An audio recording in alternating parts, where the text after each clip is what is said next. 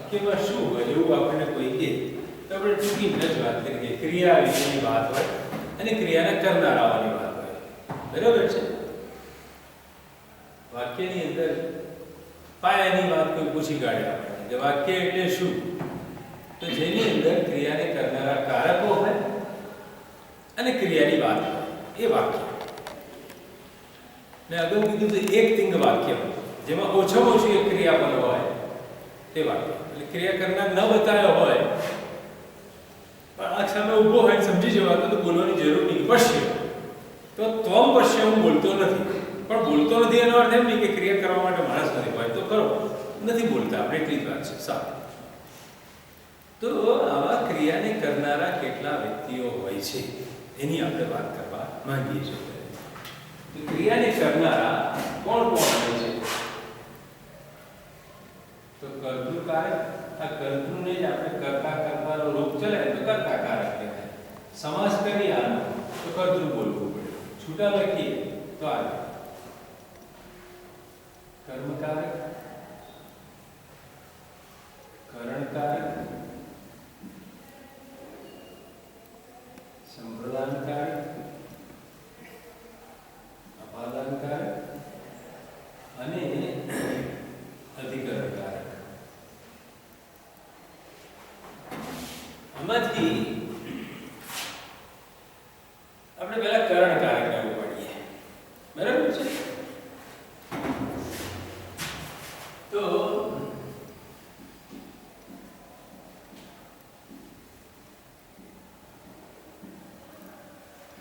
પાણિનીએ સાધક ધમમ કરણમ એમ કીધું છે.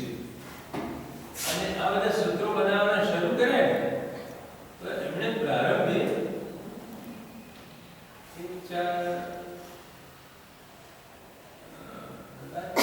24 થી શરૂ કર્યું છે. પણ આ કારકે શબ્દનો અધિકાર કર્યો છે. બરાબર? અધિકાર કર્યો છે પછીના સૂત્રો એની અનુભૂતિ થાય. કરણમ કારકમ એટલું આપણે ઉમેરી દેવાનું. હવે આ વાક્યનો અર્થ આપણે કરો. તો ક્રિયાની સિદ્ધિ કરવામાં જે પ્રકૃષ્ટ ઉપકારક નહીં પણ પ્રકૃષ્ટ પણ ખૂબ ઉપકારક જે સાધનો હોય એને કરણ કહેવાય. દાખલા તરીકે રામ બાણથી રાવણને મારે છે, તો રાવણને મારવા માટેનું સાધન કયું? બાણ. બરાબર છે? અને કર્ણકારક કીધું, સાધન કીધું એટલે આપણે તૃતીય વિભક્તિ લગાડી કે રામઃ બાણેન રાવણ હંતિ. બરાબર? પણ કોઈ ધીમે ધીમે ક્લાસમાં છોકરો ઊભો થઈને મને પૂછે સાહેબ ધનુષ સાધન નથી? ધનુષ પણ સાધન તો છે ને. ધનુષ ના હોય તો બાણ છૂટે. પિસ્તોલની ગોળીથી ફલાણાને પાડી દીધો. તેમાં ગોળી સાધન છે કે પિસ્તોલ કે બંને? બોલો, તમારી બુદ્ધિ છે કે જવાબ આપો ને. બંને જરૂરી છે. ચલો એક જવાબ આવ્યો તો બંનેની તૃતીય લગાવવી પડશે. પિસ્તોલથી ગોળીથી ફલાણાને પાડી દીધો. પણ એવું આપણે બોલતા નથી. પિસ્તોલની ગોળીથી બોલીએ છીએ. શું બોલીએ છીએ? એટલે સાધન નથી. તો એટલે હવે મારે કહેવું એ છે કે કોને આપણે સાધન દેખાવવા તો બંને છે. ધનુષ પણ છે અને બાણ પણ છે. રાવણને મારવા માટે રામની પાસે બે વસ્તુ હોવી જોઈએ. વાત બહુ સાચી. તર્કની દૃષ્ટિએ વ્યવહારની દુનિયામાં બંને જોઈએ. ધનુષ પણ જોઈએ, બાણ પણ જોઈએ. છતાંય બંને કરણ નથી. કારણ કે પાણિનીએ અહીંયા ઘડી સૂત્ર આવું નથી બનાવ્યું. સાધકમ કર્ણમ નથી લખ્યું પાણિનીએ. સાધકતમ લખી કાઢ્યું છે. શું લખ્યું છે? સાધકતમ. સાધક એટલે સિદ્ધ કરનાર. ક્રિયાને સિદ્ધ કરનારું જે હોય એટલું સાધકમ કારકમ કર્ણમ લખ્યું તો તેનો અર્થ એવો થાય ક્રિયાને સાધનારું જે કોઈ હોય બધાને કારણ કહેવાય. પણ પાણીની એ તો એની અંદર સુપરલેટિવ ડિગ્રી લગાડી. સાધક, સાધકતર અને સાધકતમ. હા, અતિશયતા બતાવી છે પાણીની. એટલે શાસ્ત્રકારોએ આવી વાત કરી. થોડું શાસ્ત્ર પણ સાંભળતા રહો.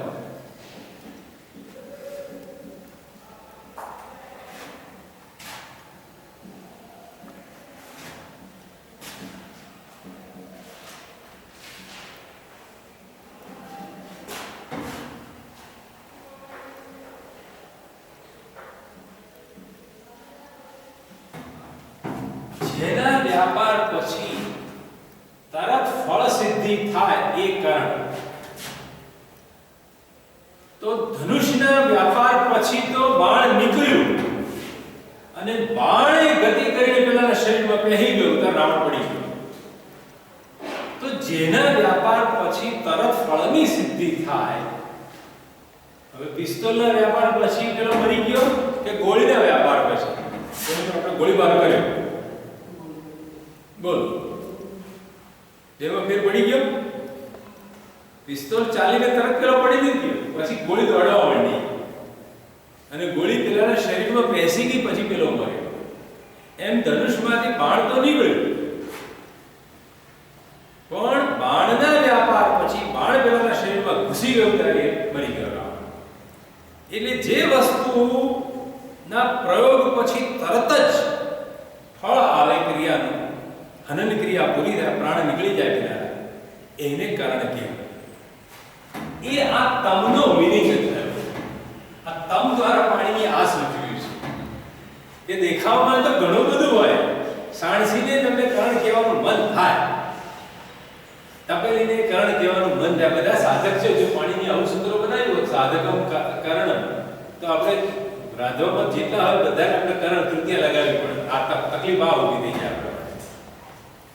પણ ના, સીતા અગ્નિના પછતી એમ બોલવું પડે.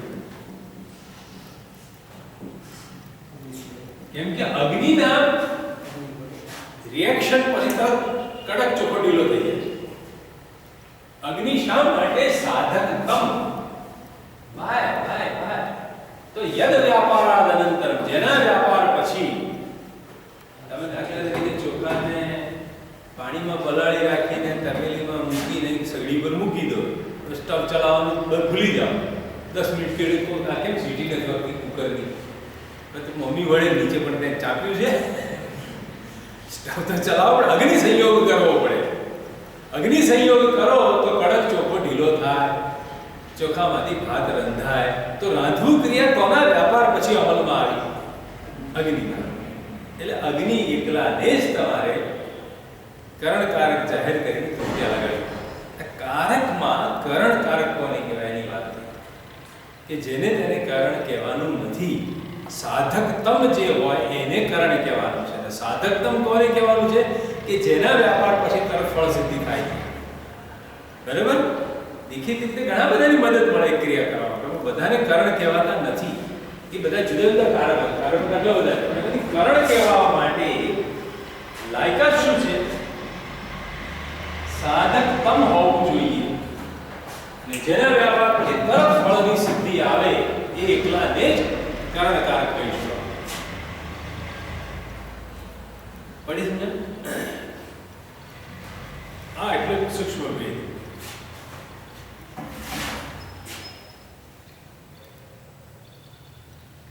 હવે બીજું સંપ્રદાય લઈએ તો સમ્યક પ્રદીયતે યસ્મૈ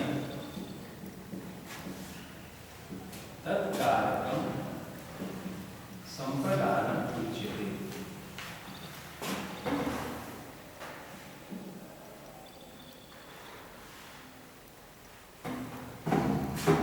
સારી રીતે જેને આપવામાં આવે, સમ્યક પ્રદીયતે યસ્મૈ, યસ્મૈ પુરુષાય, જે વ્યક્તિને સારી રીતે અપાય. આ યસ્મૈ ચતુર્થી છે એવું ખબર પડે એટલે મેં બીજો શબ્દ મૂકી દેવાનો માટે. જેને સારી રીતે આપવામાં આવે છે એ કારકને સંપ્રદાન કહેવાય. બરાબર? હવે દાખલા તરીકે મારે આપવું ક્રિયાની વાત કરવી છે તમારે જોડે.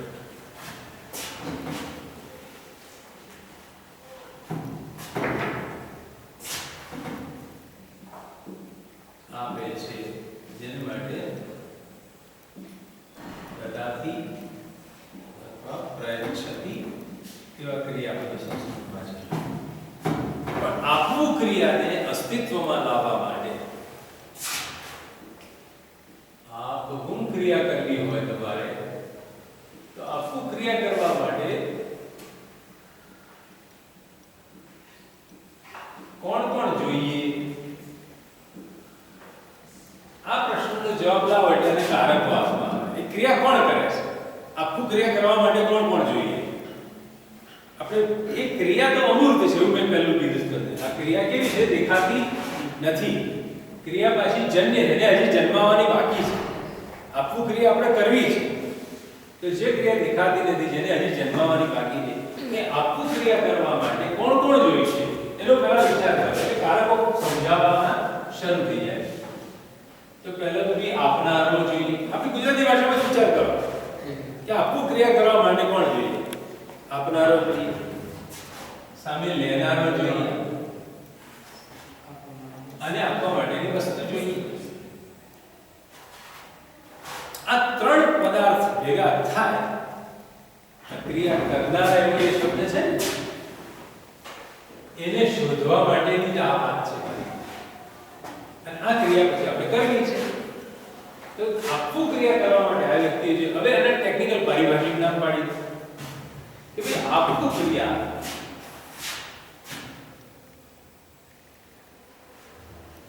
એ મારે કરવી છે. 5 રૂપિયા આપવા જ પેલા બેને મારે હવે મને કહો છે કે મારે આપવા કે આપવા મારા પર આધાર 5 રૂપિયા મારે ના યાર બરાબર. અને હા હવે ના કે મને તો મારે આપવા આપી દઉં અને એના થોડા પૈસા. તો ક્રિયા કરવા માટે જે સ્વતંત્ર હોય ને સ્વતંત્ર કરતા પાણીને શું કીધું છે? કરતાને માટે પાણીની બહુ સરસ ઓળખ આપી છે.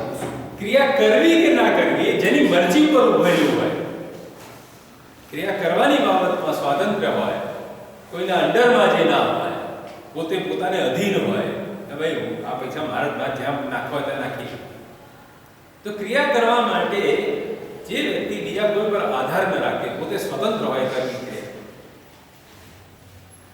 એને આપણે કરતા કહીશું. તો આવનારો એ કોણ છે? કર્તાકારક છે.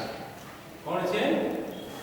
ક્રિયા કરનાર. ક્રિયાને જન્માવવા એની મનસુબી ચાલે, એની મરજી ચાલે. હવે મારે આપવું જોશે,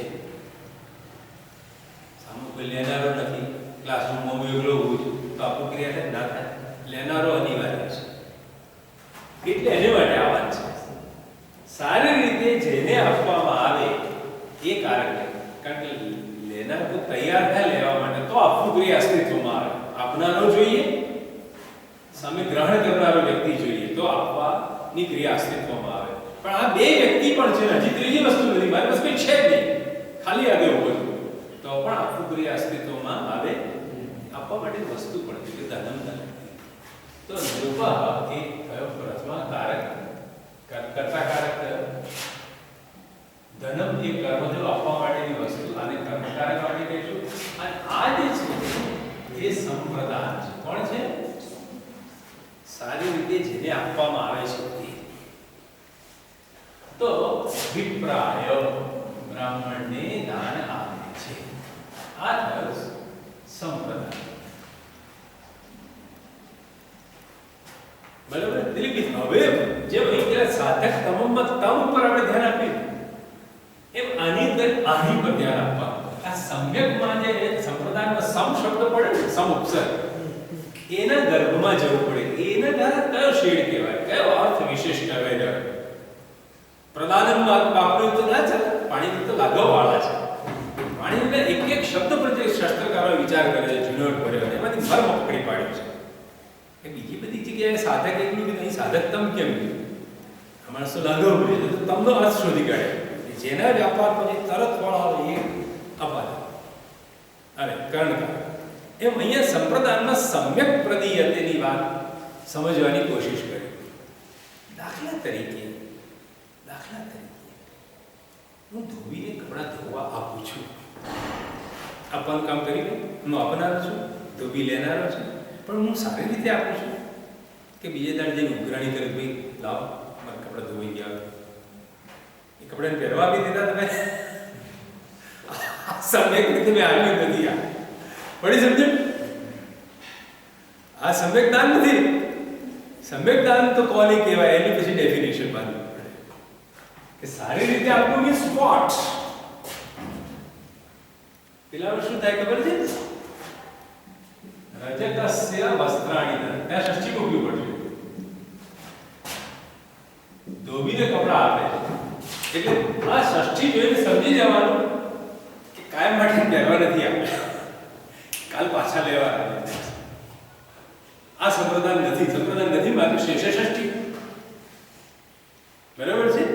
આખું ક્રિયામાં એ છે જ નહીં. એનું કામ કે ફંક્શન જુદું જ કપડા ધોવા માટે તો બનતા આવે. ઓકે, સારું. હવે તો સમ્યક પ્રતિનિધિની વ્યાખ્યા કરવી પડશે.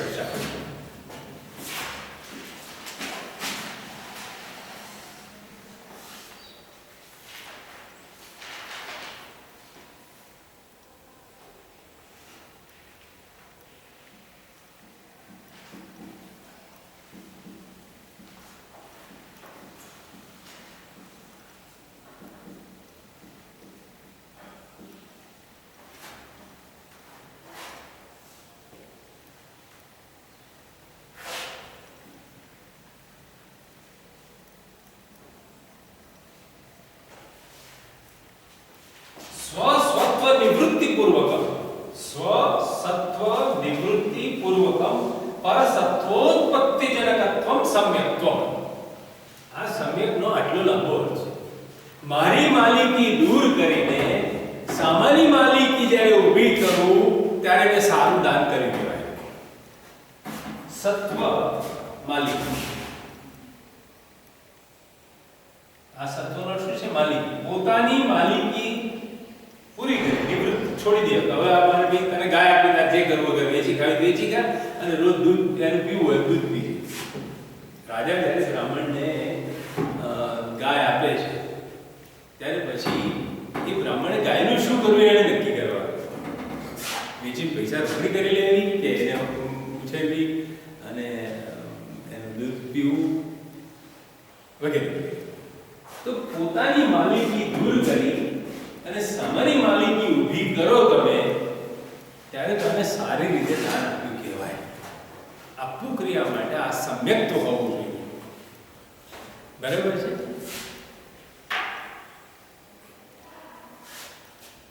આટલી ઝીણવટ શાસ્ત્રકારોએ કરી છે. પછી પાછળના સમયમાં પાણિનીને આ અભિપ્રેત હતું. પાણિનીના સમયમાં આ સ્થિતિ છે, પણ પાછળના સમયમાં કેટલાક વિચિત્ર શબ્દ પ્રયોગો થવા લાગ્યા. ભાષાનું ડેવલપમેન્ટ આવી જોયું. આ શાસ્ત્રકારની અપેક્ષા આ છે કે આવું હોવું જોઈએ, પણ પછીના સમયમાં કેટલાક એવા વિચિત્ર ભાષામાં પ્રયોગો થવા લાગ્યા. કેવા? તો ક્રુદ્ધ ગુરુ શિષ્યાય ચકટામ દદાતિ. ગુસ્સે ભરાયેલો ગુરુ છોકરાને એક લાફો છોડી દીધો. શિષ્યાય ચતુર્થી આવ્યું સંપ્રદાય. એટલે લાફા ઉપર ગુરુની નથી માલિકી કે શિષ્યને લાફો મારે એટલે શિષ્યની એ લાફા પર માલિકી ઊભી નથી થતી, કંઈ અપાયું જ નથી. છતાં દગાતી વાપરે. મહાભાષ્યકાર પતંજલિ પોતે શબ્દ પ્રયોગ કર્યો. આ પ્રયોગનું શું કરું? ક્યાં સમ્યક્ત છે? ક્રુદ્ધ ગુરુ શિષ્યાય ચપેટામ દદાતિ. પેલો ઈચ્છતોય નહીં સાહેબ, લેવું લાભો ખાવાય નથી. એક્ઝેક્ટલી. છતાં દદાતી ક્રિયાપદનો પ્રયોગ થઈ ગયો ત્યાં આગળ.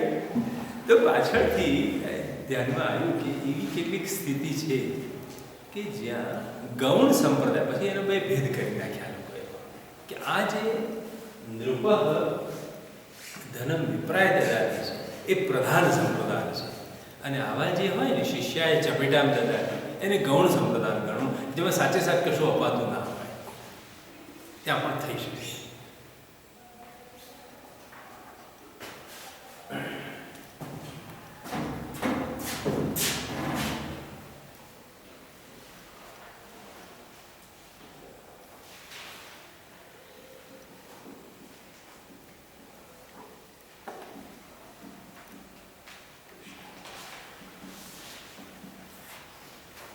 વ્યક્તિની બુદ્ધિ ના હવે બુદ્ધિ આપવી એમાં તો એનું ફિઝિકલ કશું આપવાનું છે પણ એ ગૌણ સંપ્રદાય કરી ચતુર્થીમાં જઈ શકે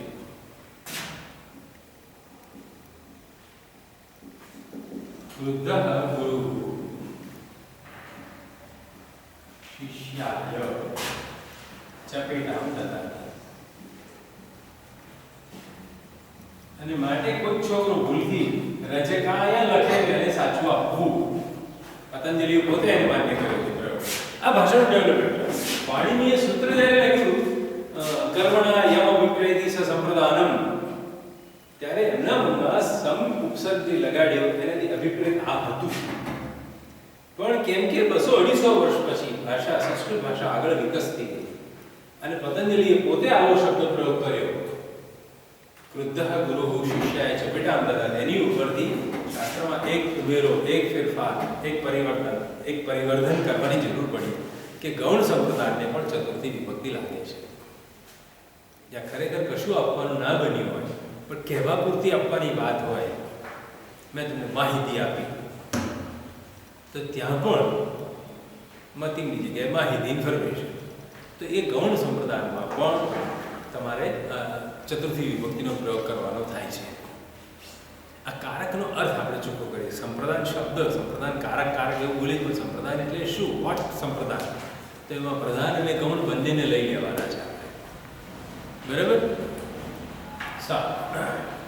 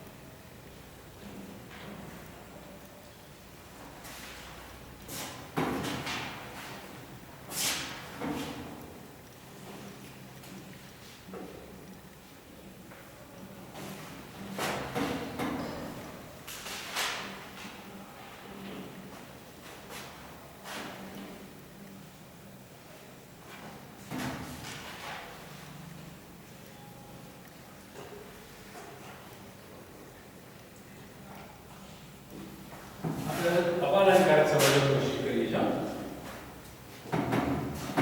અપાદાન એની અંદર શું છે ઉપસર્ગ છે આ પ્લસ શબ્દને પૂછવાનું કે એ શબ્દ તારો શું અર્થ અપાદાનને સમજવા બહુ સૂચન જરૂર છે ભાષા શબ્દને તોડી પડી કાઢવા તો એમાં કયા ઉપસર્ગો છે એક ઉપસર્ગ છે આ છે અને દા ધાતુ છે આદાન અને પ્રદાન બે શબ્દો છે આપણી પાસે આદાન લેવું ચલો નવું સત્ર શરૂ ફી ભરી દો ચલો ફી ભરો પછી વર્ગ શરૂ કરીએ તો યુનિવર્સિટી આદાન કરે છે પછી શું કરે છે પ્રદાન કરે સાહેબોની નિમણૂક કરે અજ્ઞાન આપો છો પૈસા તો લઈ લીધા, ટ્યુશન બી લઈ લીધી, તો હવે શું કરવાનું? જ્ઞાન આપવાનું. આધાર અને પ્રધાન શબ્દો તો આપણે જાણીએ જ છે, વપરાય છે ભાષામાં. મારે એ કહેવું છે, પહેલા આધાર અને પ્રધાન શબ્દો તો જાણી લો. આધાર એટલે લેવું અને પ્રધાન એટલે આપવું. અહીંયા આગળ નથી આ કે નથી પ્ર, અપ છે અહીંયા. અપાદાનમાં કહ્યું છે આધારનો આ પણ નથી, પ્રધાનનો પ્ર પણ નથી, પણ હવે અપ છે. અપ પ્લસ આધાર. આધાર એકલું જો હોય એટલું તો લેવું અર્થ છે. અપ ઉપસર્ગ લાગ્યો નેગેટિવ સેન્સ વાળો એટલે બહાર કાઢી દેવું એવો અર્થ થયો. છૂટું પાડી દેવું એવો અર્થ.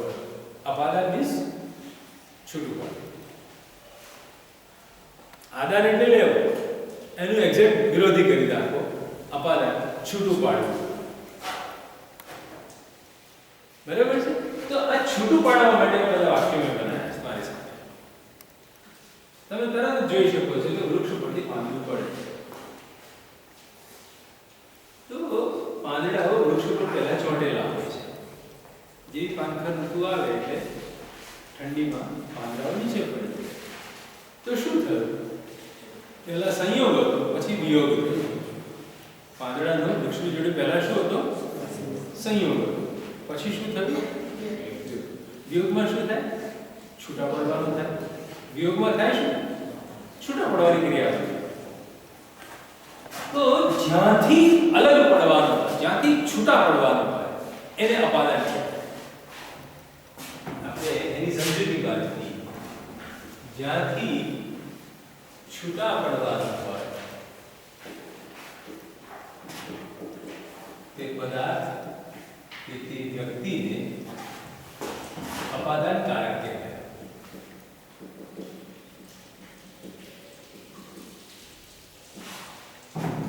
જ્યાંથી છૂટા પડવા, આ જ્યાંથી જે શબ્દ છે એ અવધિનો વાચક છે. From where, point of separation, છૂટા પડવાનો બિંદુ ક્યાંથી છૂટું પડે છે. આમાં કરતા અહીં બેઠો છે અને આ ક્રિયાપદ છે. પાંદડું પડે છે. પડવાની ક્રિયા કોણ કરે છે? પડવું ક્રિયાને અસ્તિત્વમાં આવવું હોય પહેલો કોણ પૂછો, કોણ પૂછવાથી કરતા હાથમાં આવે. કોણ પડે છે? કોણ ક્રિયાપદને કોણ પૂછવાથી શું જવાબ મળે? કરતા હાથમાં આવી જાય. કોણ પડે છે ભાઈ? તો પડે. અને કરતા છે એટલે પ્રથમ વિભક્તિ લાગે તો પરણમ પદ્ધતિ. એટલું તો પહેલું સાદું વાક્ય બનાવી દો.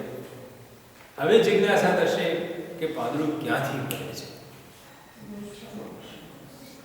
મોન્ટું પડી ગયું. અમારી સોસાયટી વિશે જવાબ આવ્યો, મોન્ટું પડી ગયું. નેક્સ્ટ ક્વેશ્ચન કયો આવે? ક્યાંથી પડ્યું? અરે પતંગ ચડાવવા ચડેલો ને ચંદુ કાકાના ધાબે, ધાબેથી તો પેલા ધાબામાં સંયોગ હતો એનો. પછી શું થયું? પડી ગયું. છૂટા પડવાની ક્રિયા. ક્યાંથી? Point of separation. તો વૃક્ષ ઉપરથી હું દરેક વખતે અપાદાન ભણાવવા મોન્ટુને યાદ કરી. વાસ્તવમાં મારા પડોશી છોકરાના મોન્ટુ છે. ચોથે માળથી પડેલી એવા દિવસે પડી. ડિસેમ્બર મહિનો બરોબર નાતાલ, ક્રિસમસ અને એમાં પડે છે. અને એના પપ્પા અમેરિકા ગયેલા, જેસી પટેલ. અને ક્રિસમસ હતી એટલે કોઈ ફોન જાય નહીં ત્યાં. મોન્ટુને લઈને આખી રાત મારી સિવિલ હોસ્પિટલમાં ટ્રીટમેન્ટ ચાલી. ત્રીજે દિવસે પૂરતો થયો. ચાલતો 3 મહિને થયો. મોન્ટુ મને એટલે યાદ છે. તો મોન્ટુ ક્યાંથી પડ્યો? મોન્ટુ પડ્યો. બહુ પછી ધાબેલી કઈ શું છે? જ્યાંથી છૂટા પડવાનું હોય એને અપાદાન. અને અપાદાન કારક જો આ ના હોય ને તો પડવું ક્રિયા થાય નહીં. છૂટા પડે મોન્ટુને પડવા માટે તો કોઈ સંયોગ સ્થાન પેલા હોવું જોઈએ. સંયોગમાંથી વિયોગ થાય. એટલે પદ્ધતિ ક્રિયા તમે સાંભળવાની સાથે તમને એક પોઈન્ટ ઓફ સેપરેશન, વિયોગ ક્યાંથી થયો, ક્યાંથી પડ્યું પાંદડું, એ સાંભળવાનું મન થાય. એ કારક હોવું જરૂરી છે તો એ ક્રિયા બની શકે. પડવું ક્રિયા તો જ બને. હું અહીં ઊભો પડી ના જાય. આ પ્લેટફોર્મથી દૂર થવું પડે. પ્લેટફોર્મની બહાર નીકળતો હું કેવો આપણે પ્લેટફોર્મથી સાઈડ પડી ગયા. હું હું પડી ગયો જેવો શબ્દ પ્રયોગ થાય. તો હવે વૃક્ષને પંચમી લગાડો. વૃક્ષાત પર્ણમ પતતિ. આ પર્ણ એ હું નથી, તું નથી, વક્તા નથી, શ્રોતા નથી, પણ તે પાંદડાને આપણે વાત કરીએ છીએ. ત્રીજો પુરુષ છે માટે ક્રિયાપદમાં તીતઃ અંતિ આવે. પર્ણાની હોય બહુવચન હોય તો પતંતી થાય. વૃક્ષાત પર્ણાની પતંતી. બે પાંદડા પડે તો શું કરીશું? વૃક્ષાત દ્વે પર્ણે પતતઃ પતતિ પતતઃ પતંતિ. બે પાંદડા પડે છે કહો તો શું બને? વૃક્ષાત. વૃક્ષ તો એક જ રહેશે.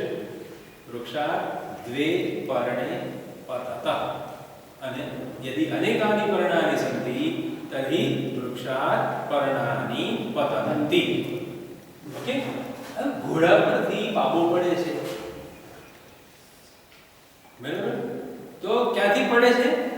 ઘોડા ઉપરથી. મીન્સ ઘોડા પર પહેલા બેઠો તો ઘોડા જોડે સંયોગ હતો, પછી બેઠા ફાયો નહીં, ગભરાઈ ગયો એટલે પડી ગયો. તો ઘોડા ઉપરથી એ પણ અપાદાન છે. પંચમીમાં લેવું પડે અશ્વાસ. આ બધા સ્થૂળ ફિઝિકલ અપાદાનો છે બરાબર છે. ક્યારેક આવું આવે જો ઉપરથી નીચે પડવાની વાત છે, છૂટા પડવાની વાત છે. હવે એક ઉદાહરણ એવું લીધું જેમાં નીચેથી ઉપર લઈએ છીએ આપણે. આ ત્રીજું ઉદાહરણ કેવું છે? જેમાં નીચેથી ઉપર પાણી બહાર કાઢે પણ છૂટું તો પડે જ છે પાણી. પાણીનો પહેલા સંયોગ ક્યાં હતો? કુવા જોડે હતો. પછી આપણે રેન્ટ ચલાવી પાણી બહાર કાઢ્યું તો કુવામાંથી પાણીનું સેપરેશન થાય, પાણી અલગ થાય, અપ-આદાન, છૂટું પડ્યું બરાબર છે. તો ત્યાં પણ આપણે પંચમી વાપરવું પડે. કૂપાત જલમ આનયતિ અથવા તો જલમ ઉદ્ધરતિ. આમાં ઉદ ઉપસર્ગ છે અને હરતિ ક્રિયાપદ છે, પણ સંધિના નિયમોને કારણે આ ધમક ઉદ્ધરતિ. ઉદ્ધાર કરવો એટલે નીચેથી ઉપર ઉઠાવવો. મારો ઉદ્ધાર થઈ ગયો મીન્સ શું? હું તો નીચે પડેલો હતો પણ ગુરુએ મને ઉપર ઉઠાવ્યો. ઉદ્ધરતિ ઉદ્ધરતિ. તો સીતા કૂપા જલમ ઉદ્ધરતિ. એ જરૂરી નથી બધી વખતે ઉપરથી નીચે પડે. ક્યારેક નીચેથી પણ બહાર જમીનમાંથી તેલ કઢાયું હોય એમ છે તો શું થયું? અત્યારે જમીનમાં દબાઈ ગયું પણ પછી સેપરેશન થયું. હવે આ પણ ફિઝિકલ સેપરેશન છે, સ્થૂળ અપાદાન છે. આ સૂક્ષ્મ છે જેને માટે શાસ્ત્રકારે બૌદ્ધ અપાદાન શબ્દ વાપર્યો છે. કયો શબ્દ વાપરે છે? અને બૌદ્ધ એટલે પેલો બુદ્ધ નહીં, બુદ્ધિકૃત અપાદાન. Psychological separation. બુદ્ધિકૃતનો મીન્સ અર્થ શું થાય? સાયકોલોજીકલ સેપરેશન, મનોવૈજ્ઞાનિક રીતે છૂટા પડવું. માણસ સિંહથી ડરે છે. માણસ સિંહથી ડરે. જો ઊભો છે પોતાની જગ્યાએ જો કશું છૂટું નથી પડ્યું.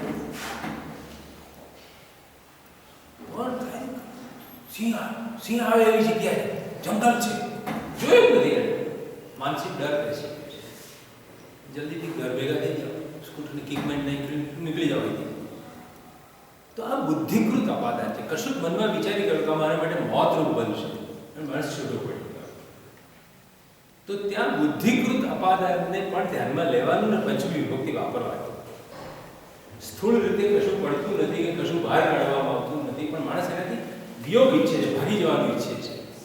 તો ત્યાં પણ સિંહમાં આપવું પડાવે. કોઈ આને જો તૃતીયામાં વાપરે ને, ગુજરાતી ભાષાની દ્રષ્ટિએ તૃતીયા, મેં કીધું તો શબ્દનો અનુવાદ નહીં કરવાનો, અર્થનો અનુવાદ કરવાનો. અંશિક ભણતી વખતે આ વાત યાદ રાખો કે આપણે શેનો અનુવાદ કરવાનો છે? અર્થનો, મિનિંગનો. અને કારક તરીકે ઓળખો કે ડરવા માટે શું શું જોઈએ? ડરનારો જોઈએ અને જેનાથી ડરવાનું હોય તે પદાર્થ. ડરવું ક્રિયા અકર્મક ક્રિયા છે. એમાં કરતા હોય પણ કર્મ ના હોય. જે હોય એ અપાદાન હોય. એમાં બે વ્યક્તિ છે અને ગુજરાતી ભાષા તમને છેતરનારી પુરવાર થાય છે અહીંયા કે થી વડે વધે પ્રત્યે વખતે તમે ટેવાયા છો કે તો કરણ હોય તો સિંહને કરણની સાથે વાક્ય ખોટું સટાક કે તમે એને અપાદાન તરીકે ઓળખ્યું નહીં. ડરવું ક્રિયા તો મેન્ટલ સેપરેશન જોડે જાય છે. તો ડરનારો જોઈએ અને જેનાથી ડરવાનું હોય તે જોઈએ. બરાબર છે? તો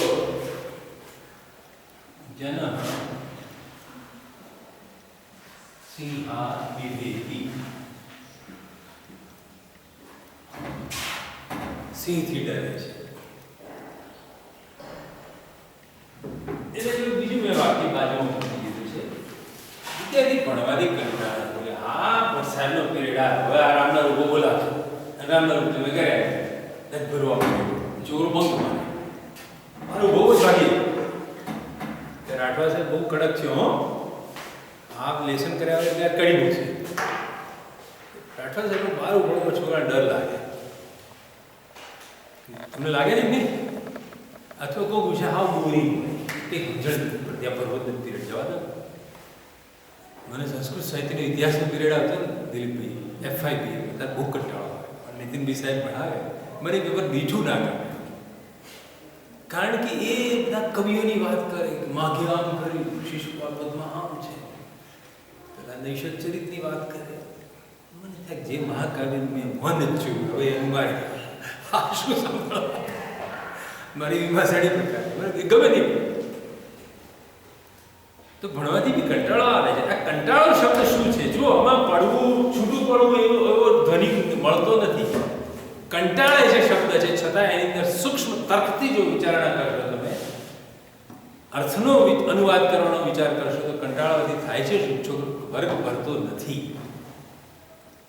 કોલેજનો ત્યાગ કરે છે, ફિલ્મ જોવા જતો રહે છે, બગીચામાં જઈને બેસે છે, તળાવમાં જાય ભાઈબંધ જોડે જતો રહે છે, ભજીયાની લારી પર જતો રહે છે, ક્લાસમાં નથી. આ મેન્ટલ સેપરેશન છે. કંટાળું એ પણ શું છે? Mental separation. તો છાત્ર અધ્યયનાત પરાજયતે પરાજય પામે કે આ કામ મારું નહીં હો યાર આ વિષય મને નહીં ભણાવો. Mentally separate. અધ્યયનાત અધ્યયન શબ્દને પંચમી મેં લગાડી દીધી. છાત્ર અધ્યયનાત પરાજયતે આપણા વર્ષની વાત હતી પણ એને હાર સ્વીકારી લીધી this is not my job. આ નહીં કામ કરે. આ મેન્ટલ સેપરેશન દરુમાં આમાં એટલે આ અમુક ક્રિયાપદો એવા છે કે જે અપાદાનની અપેક્ષા રાખશે કરતા વન અપાદાન અને દેશકાળ ઉપાય મૂકો તમે ક્યારે મૂકી શકો. આ સિવાય નવું કોઈ કારણ નહીં. ડરવા માટેનું સાધન આમાં તૃતીયનો પ્રયોગ આવશે જ. અપાદાન કારણ એવું વિશેષ કારણ છે કે જ્યાં કર્તા અને અપાદાન બે જ આવે છે. એ વાક્ય પ્રકારનું ફ્રેમ થાય બરાબર. બીજમાંથી અંકુર ફૂટે છે.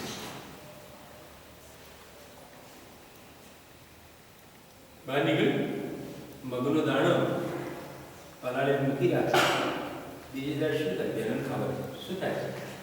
અંદરથી ખડગો ફૂટે, બીજમાંથી અંકુર ફૂટે. જમીનમાં બિયા પડ્યા હોય ચોમાસાનો વરસાદ આવે બીજી સૂર્યપ્રકાશ થાય એટલે અંકુરણ થાય ખેતરમાં.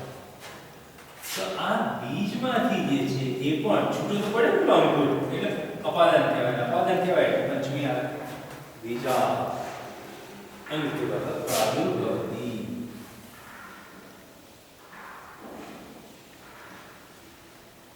જો આમાં પણ તમે જોઈ શકો છો પડવું ક્રિયા નથી, પરાજયમાં પણ નથી, વિવેકીમાં નથી, પણ કંઈક બહાર પડવાની છૂટું પડવાની વાત તો આવી જાય અને છૂટું પડવાની વાત આવી એટલે અપાદાનકારક બનેલું બોલે. ક્લિયર આટલું મનમાં કાઢી નાખું મોડ ઉપરથી. હા એટલે અપાદાનકારક. હવે તમે જે વાક્યો બનાવ્યા તેમાં ક્યાં હતું? કયા વાક્યમાં અપાદાન છે જુઓ જોઈએ. હા કયા વાક્યમાં અપાદાન હતું આપણે? નહીં એ બીજું નહીં જોયું.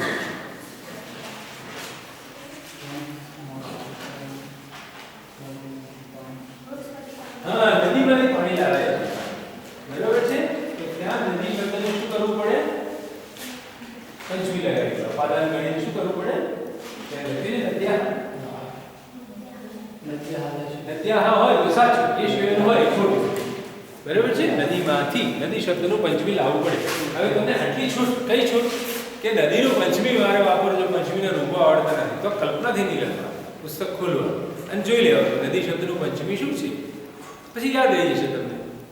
બરાબર? સમજી લો પહેલા કે આને મારે પંચમીમાં વાપરવું છે, તો લાય મને પંચમી કોણ છે જોવા દે, એટલું જોવાની છૂટી. એ તો પછી યાદ રહેશે કે આનું પંચમી આવું થાય છે કે નદ્યા જલમ આનયતિ. હવે જો પાણી પહેલા ક્યાં હતું? આપણે વિયોગ છે ને છૂટા પડવાની વાત, એ હું સમજાવવા આવું કહું છું કે પહેલા શું હતું એનો વિચાર કરો. પહેલા સંયોગ હતો. મોન્ટુ પહેલા ક્યાં હતો? ધાબા ઉપર હતો. ધાબા જોડે સંયોગ હતો. પછી શું થયું? પડી ગયું. ચાલો પડી ગયું એટલે શું થયું? વિયોગ હતો. એમ પાણી પહેલા ક્યાં હતું? નદીના પ્રવાહમાં હતું. એનો નદી જોડે સંયોગ હતો. પણ સીધા એનાથી ડોલ ભરી, માટલું ભરી એ પાણી કાઢી લીધું છૂટું. તો હવે એ પાણી વહેતું બંધ થઈ ગયું, માટલીમાં પૂરાઈ ગયું. તો શું થયું? નદીના પ્રવાહથી પેલું માટલીમાં ભરેલું પાણી એ છૂટું પડ્યું. સમજાય છે મારી વાત? આ છૂટા પડવાની વાત મગજથી સમજી લેવાની. છૂટું પડે છે કશું, કંટાળે છે મીન્સ વોટ, એના પર વિચાર કરવાનો કે ફલાણો માણસ કંટાળે છે એનો અર્થ શું થયો. એ વસ્તુ એ ક્રિયા કરતો બંધ થઈ જશે, એનાથી છૂટો પડી ગયો. આ કામ માને જ કરો તો અપાદાન થાય. અને અપાદાન થઈ માટે એટલે કઈ વિભક્તિ લગાવો? પાંચમી વિભક્તિ. ફલાણાથી ડરે છે. કોઈ ચોરની બૂમો પાડે પણ કોઈ ચોરને પકડવા લાગે. કેમ? બીક લાગે. શેની બીક લાગે? ચોર ચપ્પુ લઈને આવ્યો હશે તો મારી દે ને આપણને. આપણે પકડવા જઈએ વાત ભરીએ પેલો ચપ્પુ પણ ચોરથી ડર લાગવાનું કારણ હશે. તો ચોર આદમી ભેદી શબ્દ પ્રયોગ કયો થાય? ચોરથી ડરે છે. ચોર ભાગવામાં સફળ એટલે થાય કે લોકોને બીક લાગે છે. આ કંઈક લઈને આવ્યો હશે તો કશું ના હોય તો મચ્છર ભૂકી લઈને આવ્યો હોય. કંઈ પણ તમને હાનિ તો કરે ને પોતાને છૂટવા માટે. તો ચોરા દીધી. બરાબર? હવે એક વિશિષ્ટ સ્થાન બતાવો કે જેમાં અપાદાન નથી અને છતાં પંચમી આવે. કારણવાચક શબ્દ હોય. કોણ હોય? કારણવાચક શબ્દને પણ પંચમી વિભક્તિ લાગે. અપાદાન નહીં કહેવાનું. ઉદાહરણ બતાવો.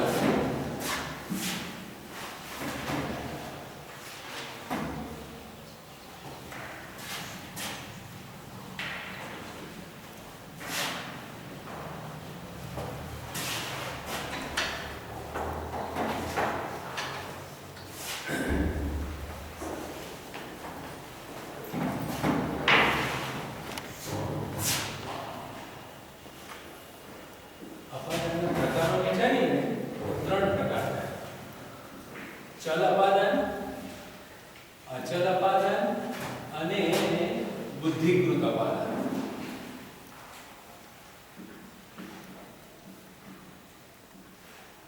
ત્રણ પ્રકારના અપાદાન હોય છે. જેમ કે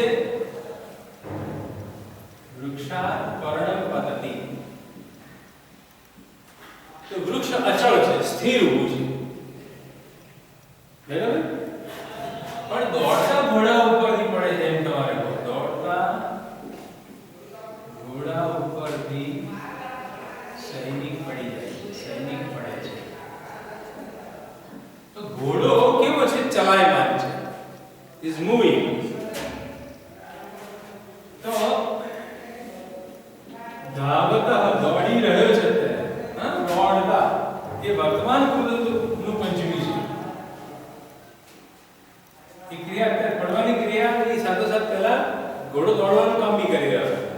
તો ધાવતઃ અશ્વા સૈનિક પતતિ. આ ચલ અપાદાન. હવે જુઓ, દોડવું ક્રિયા અશ્વના શરીરમાં છે. હવે બોલો વિશેષણ છે.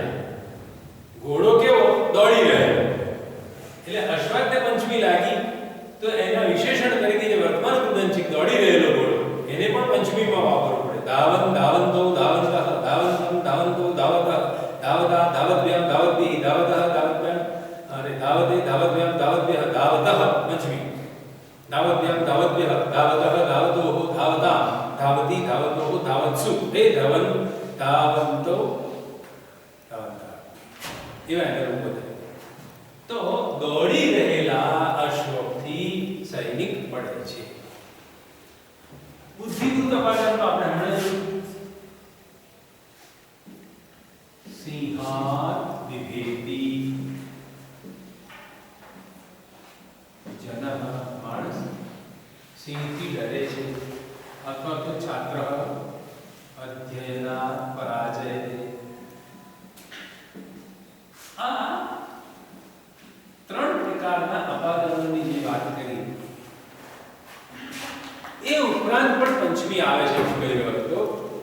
નિમિત્તવાચક પંચમી હોય છે.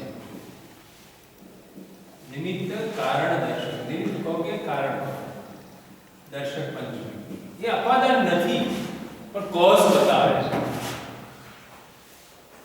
બરાબર? જેમ કે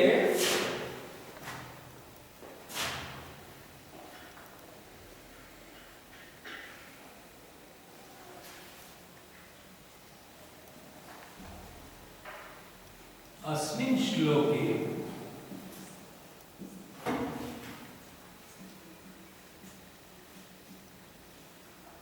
उपमालङ्कारः वर्तते अल्पया इव शब्दप्रयोगः.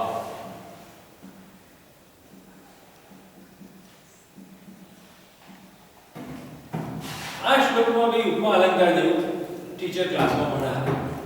પછી છોકરો પૂછે કસ્માત શા કારણે કહો છો સાહેબ કે આ શ્લોકની અંદર ઉપમા અલંકાર વપરાયો છે?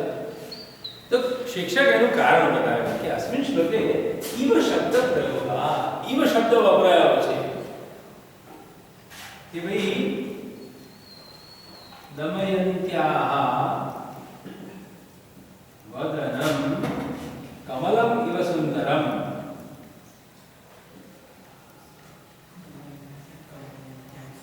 આ ઈવ શબ્દ છે ને એટલે ઉપમા થઈ. તો જે કારણ દર્શક શબ્દ હોય ઈવ શબ્દ પ્રયોગ એને લાગી પંચમી. ઈવ શબ્દ પ્રયોગ. બરાબર?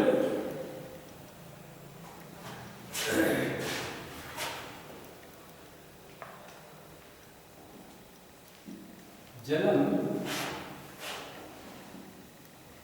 બહી નિસ્સરતિ, એટલે પાણી ક્યાંથી ટપકે છે?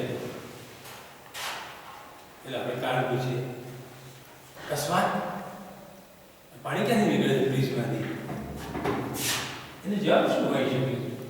છિદ્ર દ્વાર, કાણું થોડી છે એટલે છિદ્ર હોવાને કારણે અનુપ્રસેશન એવું કરવું પડે. માંથી એવું બધું જે પેલા અપાદાન કરે એવો અનુવાદ નહીં થાય. છિદ્ર હોવાને કારણે પાણી ટપકે છે બહાર. તો કારણ દર્શક નિમિત્ત દર્શક શબ્દોને પંચમી લાગે છે.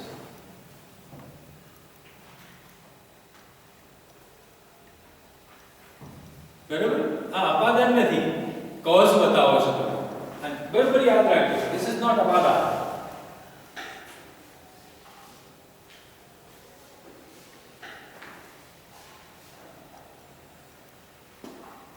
બરાબર? બીજું ઉદાહરણ લઈએ.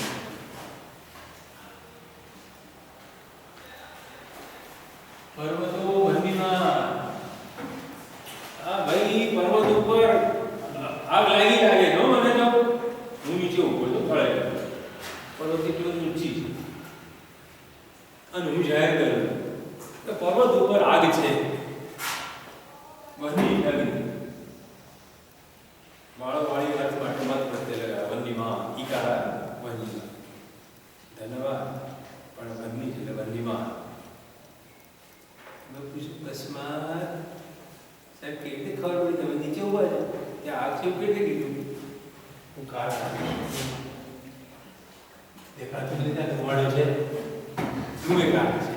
અગ્નિ હોવા માટેનું આ કારણ અપાદાન નથી. ધૂમમાંથી કશું છૂટું નથી પડતું અહીંયા.